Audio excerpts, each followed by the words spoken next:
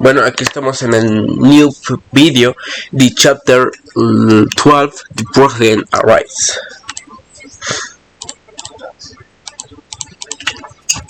Chapter 12, the president arrives.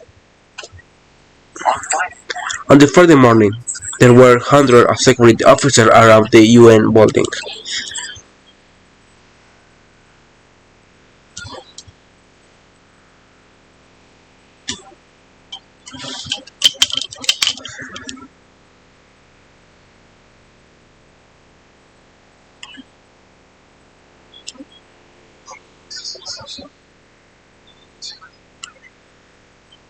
There were police officers with guns on the road of Coast Guard about the river.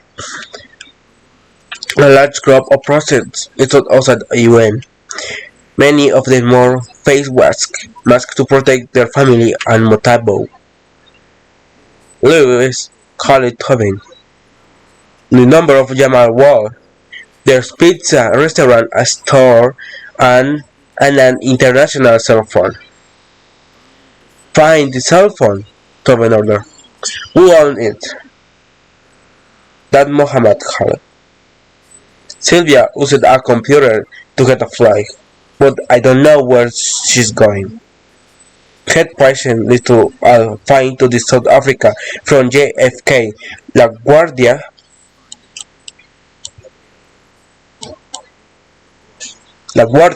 and Newark Airport. Fine, he unplugged of the phone.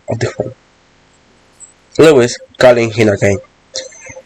The international cell phone belonged to Jean Gamba, he said. Did he call somebody at 3:13 p.m. the day before yesterday? Tubey asked. Yes, Lewis replied.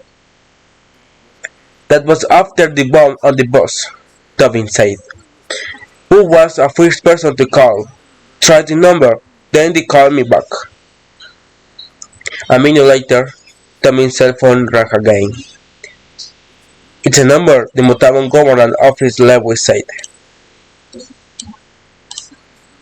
Last number? Asked Tower. No, was the reply. Somebody named Marcus Matthew. He's one of ambassador assistants. Go there, Tobin shouted. His phone rang again. This time it was Mohammed. She's a find about the SAK airport at 9 a.m. Go to the airport. Wait for her. Tobin said. Then call me. Matthew and a group of Metabon arrived at the UN building. They walked through the security gates, past the UN guards, and past Tobin. Don't was a FJ airport.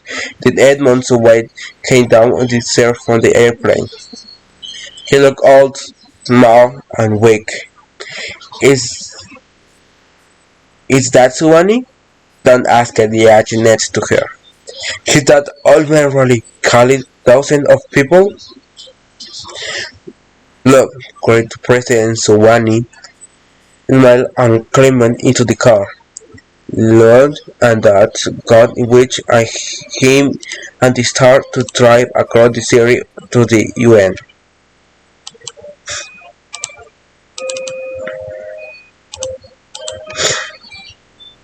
Suwani looked out the car window of Mohammed Islam.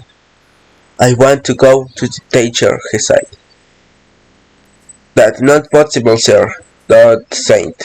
The last time I came here, there was a lot of Kai. The president said, now there are more tall buildings.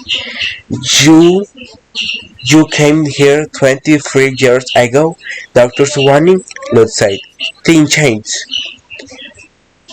That's important, Suwani said. They put flowers on the bridge during my last visit. I framed Motabo on the American people would come to white flowers. A few minutes later, the car arrived at the UN building. The protesters shouted angrily and the one train signed on the president. He looked surprised. Are these people here before me? He asked. Don't. Yes, Don replied. Tuvin opened the car door and saw Wani climb out suddenly. Luke took the arm and hopped into the building. Tolvin's cell phone ran again. I'm at the airport. I can see here, Mohammed said. Stay here. Stay there, Derek said. He turned a projector. Can we keep Sowani at the safe room? It will give it more time. We can try. Projector said, with the hand to speak.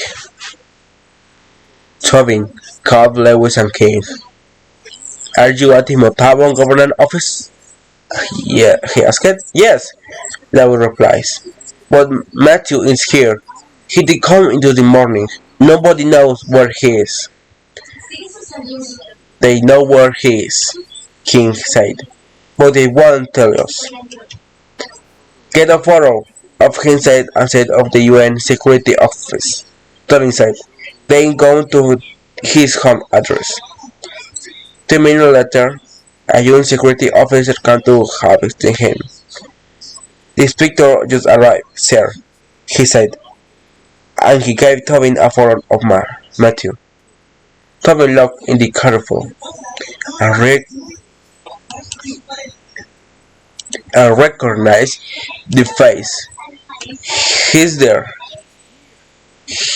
He, he, he here, Tobin shouted. I jumped up here to the top of the stair. He left the door wide Sowani and ran to the main hall. It was full now with hundreds of people who were waiting for the Sowani. Tobin saw Lot sitting with the other people from the my table. He looked up and said to the interpreter in their boats. He looked for Matthew, but he could see him. Um, just thank you, teacher. I listen my read of the chapter 11, 12, and the next chapter 13. Murder in the UN. And goodbye. And a great day.